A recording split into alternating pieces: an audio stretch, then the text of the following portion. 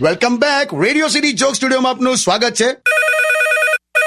કિશોર કાકા ફોન આવ્યો. કોક સંસ્થામાંથી હશે, ફટાકડા ના ફોડશો ને એવું બધું કે ઉપાડજો.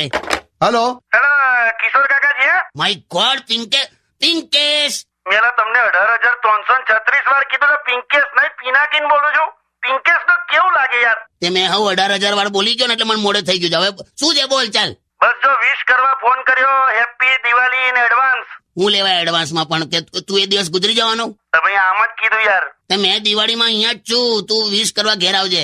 અને સાંભળ, મેં છે ને આ વખતે તારે ઘેર આવવાનો છું મળવા. અરે શ્યોર યાર. પિંકી હશે ને?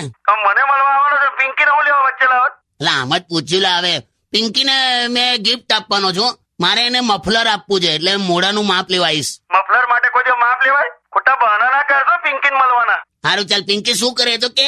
નાના છોકરાઓને નંબર મોડે કરાવે છે. મોબાઈલ નંબર લાવી જોઈએ. મોબાઈલ નંબર નહીં બે, નાના છોકરાઓને પેલો ભણાવે ને નંબર 1 2 3 4 5 6 7 8 એવું બધું. અચ્છા. આજે સવારે છોકરાઓને કહેતી હતી કે જે છોકરો 1 થી 30 નંબર મોડે બોલશે ને કે હું એને કિસ આપીશ. શું વાત કરે છે? મેં 1 થી 100 બોલી જઈશ. મને આખી સ્કીમ સમજાય. ચાલ મૂકી દો તમે. ના હેલો પિંકેશ.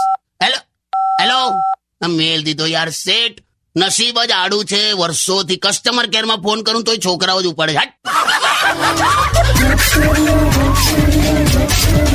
only on